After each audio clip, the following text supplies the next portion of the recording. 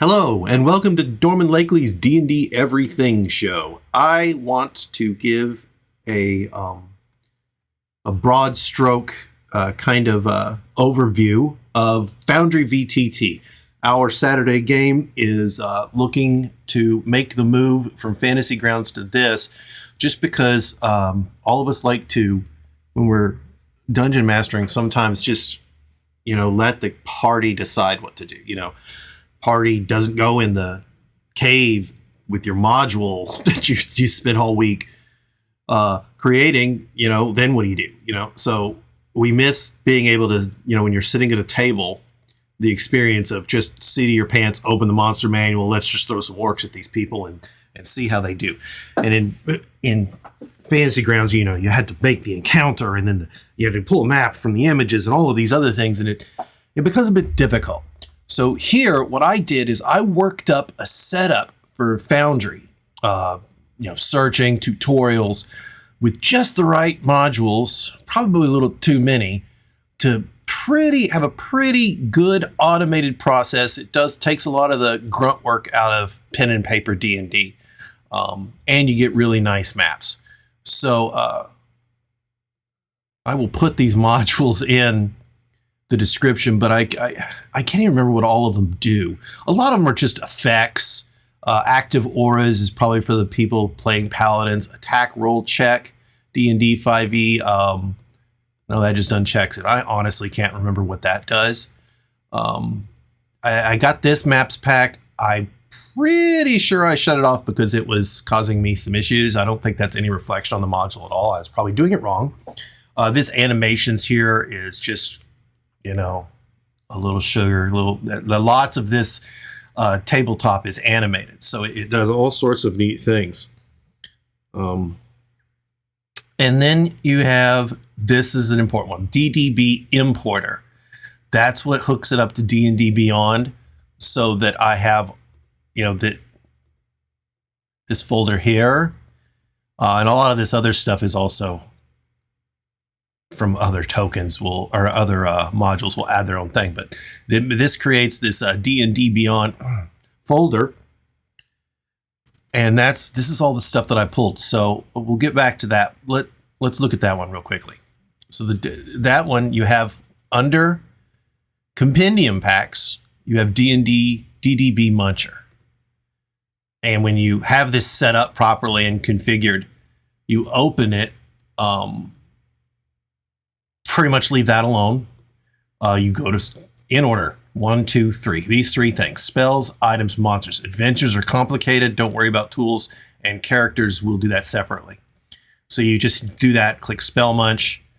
And when you do that, it will, oh look, create active effects. That's pretty cool. And then you hit Spell Munch, and what it's going to do is you've already connected to your D&D Beyond account. It's going to download and parse these items. That may take a while. And then you do the same for or spells, and then you do the same for items and monsters. Oh, look, it's done. Wonderful. And it'll add them here. So now you have this big list of spells. Wish that window wasn't so big, but that's okay. Oh, that's a different add-on. So there you go. And I did add another add-on called Pop Out. Let's see. Yeah, Pop Out right here. And what that does is if you should probably run it in Chrome, and then it opens a window with this, so you can drag it to another monitor, which is pretty awesome. I know our current DM Bob is always having screen management issues, and if you can, in Fantasy Grounds, you can't open separate windows, so you have to do all sorts of tricks. Well, this one, I have another window. I can move that out of the way, or pop in and it's back, or you just close it. All right, let's continue with add-ons. So that's how you get all the content. And for my game people, I've set up this campaign, this playground campaign, and then I'll also set up campaigns for the other DMs. This is technically Mike's campaign, but it's empty. So that was the importer. Convenient effects, another add-on. I think that just adds, yeah, there it is, convenient effects. That's for the active effects. Dice So Nice. This is This is so you see dice. When you roll dice, it pops up on the screen. Features. Let's click that. Yeah, see, there's a dice. Oh, look, it hit. I don't know what it hit. It had nothing targeted. Okay, and we're not in combat. But anyway, chat. This is the window, sidebar. Keep this window open as much as possible, especially if you're a player. Otherwise, you just won't know what's going on. You'll see the dice roll. You'll be like, what was that? So, you know, in Fantasy Grounds, it's this solid window. There is a way to pop this out, but I cannot remember. Is it right click? There you go. So now you can pop out your chat log right here. Keep it open. Move it to another screen, you know? All right. And it stays here. So if you want to have other things. All right, let's go back to the effects real quick. Forgotten Adventures battle maps over here, the very bottom, opens this pop-up, and I subscribe to this guy's Patreon, so I just click log in with Patreon, and it opens another window, but I'm not going to do that right now. And you get all these maps. If you don't do the Patreon, he has a really excellent selection of free ones, but, you know, support these artists. And, you know, you can open the preview, and it'll show you what the map's going to look like.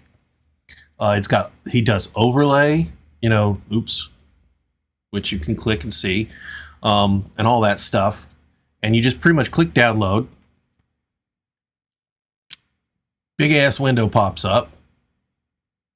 Oh, this is a good map. This one has all sorts of stuff. Now, here's the cool thing. This guy puts in sounds and stuff. So you go here. I think I ordered this one. Yeah. And you right click and you hit activate. And here it is. And that gives you the map. And we'll get back to that later. Let's just go through these again. Copy environment is if you run multiple campaigns, you can copy all the settings. The monster maker is interesting. You can make scaled monsters with it. Item piles is similar to there's a similar thing in Fantasy Grounds. And what it is you can make an actor that is a treasure. You know, it's an item, and you can put stuff in its inventory, and the players can pull it out. Items with spells lets you add spells to items, magic items, and such. More animated stuff. Let me roll that for you. Is it's like a roll request. I can't remember which button you press. Free movement, request roll. There we go. And that's pretty much you just drag actors into the thing, and then you can set the DC, whether you want to show it, how you want it rolled, and then you click request. And if you click request with roll, it'll roll for them. If you click request, it'll give them a pop-up saying, please roll. Some of this stuff is requirements for other things. This is a big one. MIDI QOL, quality of life. And here's what I did with this one. I'm pretty sure you go in, and what this does is this is what you saw when I rolled the dragon's attack. It rolled the damage and everything. It'll apply that to the target. And what it does is it reduces the number of rolls that Foundry makes you do. And I did the simplest possible thing. I went into workflow settings, quick settings, and I'm pretty sure, and you can click these and it'll do various things. Like I started with full automation, and then I made sure to, you might want to take some stuff out of here that you don't want to automate. I think I left everything on though. So that's that one. I highly recommend that one. All these monks things are neat little quality of life things as well. Add, enhanced journal shops are really cool. I think those would be under here. And I think I made their own little folder for them. No, that was in a different game. And you go to shops, and maybe you got a built-in adventuring supply shop, and you can set it to open, and the players, it can do it just like, shopping cart type thing. So I think I just got everything with monks on it. Like he has a whole set of things. The token bar, I can't remember what that does. There's pop out, rest, recovery. That way down here. See me down? Way down here. You can click rest and give the players a long rest or short rest. I don't have any players right now. Sequencer is something that was required for something else. I don't even remember what that was. A thing to calculate cover. I'm not sure I have that working right. Simple calendar is fun. I always like to have calendars in my game. It opens automatically at startup, but I'm pretty sure I closed that window. But I got it set to the Forgotten Realms calendar. I would actually have to look up how that works. Sirenscape control, if anyone uses Sirenscape for sounds, that's a lot of fun. I can't remember what that is. Tagger, time's up if you want to time your rounds. Or no, I think that might be something else. And then a few other things for token, vision, universal battle map importer, so you can import from Dungeon Draft and stuff like that. Warp gate's fun. It automatically, if player steps on a square, it teleports them somewhere else. I actually got that specifically for something in one of my adventures. All right, so really quickly, what I want to show you now is how to do quick combat to set up, seat of your pants, random encounter. So these players, for some reason, walked in to this dungeon hall. So first you got your players. So what I need is to get my character from D&D Beyond. And you've made your character on D&D Beyond. And what you have here, here's my character, Fazlet, is your link. You copy this link. You move that window. Then you click here on D&D Beyond. That block's right there. Paste the link. This is all part of DDB importer. Don't change anything here. Make sure image is checked, because otherwise you'll have this stupid little Moon Knight icon. We didn't check any of these things. Make sure all these checked. You want all this stuff. Start import. Usually doesn't take too long. I guess it depends on your connection. There it is. Has some of these resources. This guy's a ranger, so you can put your favored foe ability and relentless endurance. It tells you what kind of anyway, it's so you can add a bar to your token. This guy only had 5 hit points because of I was playing around with this character earlier and I re-imported him. So it pulls all of your stats straight from D&D Beyond. Make sure when you make a character, you have inventory. You can set what is equipped. You can do all of this on D&D Beyond. Write your biography. All of that will be imported here. I didn't really spend a lot. This wasn't a character for playing. It's just for an example. But it has all of your features, passive abilities, dark vision. You're menacing. Action, bonus action, reaction. You can do that. Filter. Currency. It'll convert currency. That's kind of nice.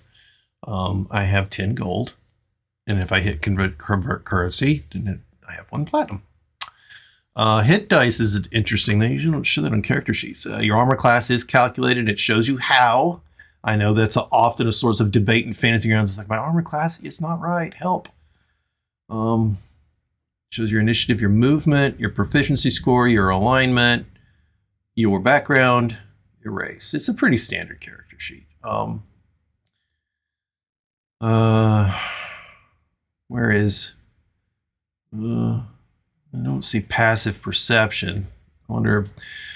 Not worry about that right now. We haven't gotten that deep. So, you got your character. You pull from the actors and just say, okay, they wandered in here. Now, first thing, I'm going to deselect him so I can see the map. Here's your map, right? The game is paused, which is fine. That means the players can't really, they can, you can place things and stuff like that. But this map has some options. You can open up the abyss there. Get rid of the columns. Make that large column a single small column. Yeah, this is something. He's really made these maps or something else. There's an obelisk. Oh, wait, turn it back on. Let's make it magic. Ooh, see? Animation. Yay. All right. So let's go ahead. You've added him, and you decide you want to have some orcs in here for him to fight. And he's level 1, so he's going to get just absolutely destroyed. Well, let's do goblins then. All right. So first thing, you're like, you won't have this necessarily. I've made previous things, and they're already here. But what you do is you go into compendiums, and your D&D Muncher stuff, as I said before, is in D&D Beyond. Down here, you see DDB monsters, and it's really cool because it kind of got this green background. Click that. Here are your monsters. You say, gonna do goblins. Type in goblin. And there it is. I don't know why its image isn't appearing. I'm sure it will, though. There it goes. Drag it in here. And there's the one I added. I have a feeling that's going to be its token, too, which I can't remember how I set up the better tokens. These tokens for the view. So then, from here, you drag whatever monster you want into here. And it did that. I don't like that token. I'm going to delete that. Click it. Press delete. Let's just use one of these goblins. Now, the first thing I notice is I'm not seeing my grid. So how do we fix that?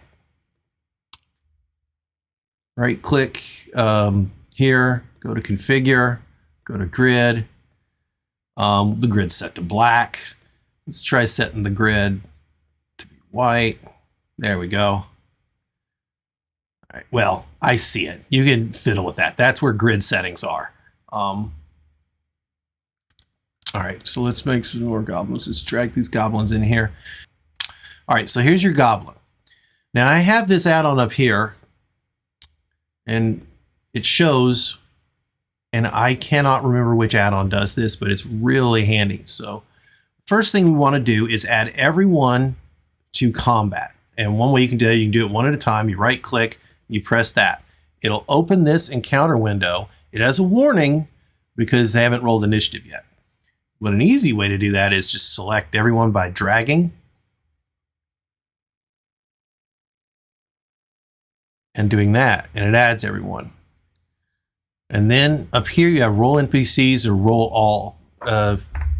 Players probably like to click the button themselves, but I'm the player, so I don't care. So I'll click roll all. All my little dice come from Dice So Nice. In the chat log, which you got to keep handy, shows everyone's initiative rolls. It may not show everyone's to players.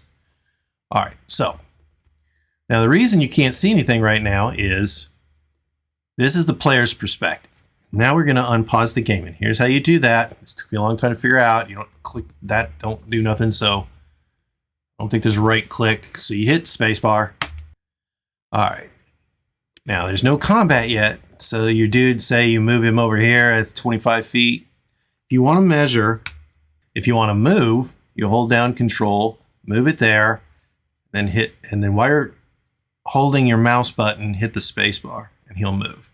Now, these goblins knew he was coming, but no one's surprised, I've decided. What you do now is over here as the DM, you click begin combat. It'll automatically switch to your chat. You're in combat turns now. This is your encounter window. The combat is started. And what it'll do is when it goes to a turn, it selects, if you're the DM, it selects Hugh. So here it is, real simple. Breakdown combat. You have your token clicked. You hover over the target, press T to target it. And then if you're not using this add-on, which we are, you would open their character, open the character sheet for that one, go to features, and then, you know, click short bow or click the dice. It rolls. Wow. He hits. I got it set up to automatically roll damage, and it killed him instantly. Wonderful. So I'm going to heal him somehow. All right, first, here's your effects here. You can remove that effect. I can't remember how many hit points he had. Was it 13? All right, I healed him. Wait, that effect came back, didn't it? Oh, he's got other effects on him. Remove unconscious. Remove prone. All right, so the effects will show there. All right, so it automatically did all of that.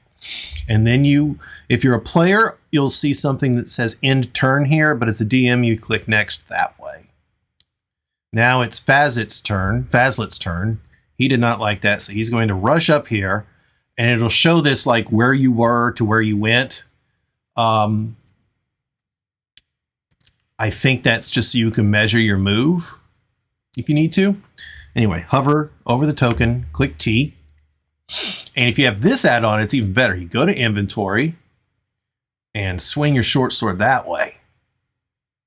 And that has all the stuff you can do. It has your features, your attributes. You can set conditions, roll initiative, end your turn, which I'm going to do. Remove from combat, the rest, inspiration. I don't think these on the players aren't going to see as many options, obviously. All right, and so that's combat. It will continue. You saw if it knocks out a character, it will automatically set the proper conditions to them. I'm curious about some of these. I haven't really played with the conditions. Let's set invisible to this goblin. Now look, it's invisible. It's actually invisible. Thank you. You turn it off by clicking it again, and he's visible. All right, so that in a nutshell should get everyone started with this. If you have any questions, leave them in the comments, and that's all.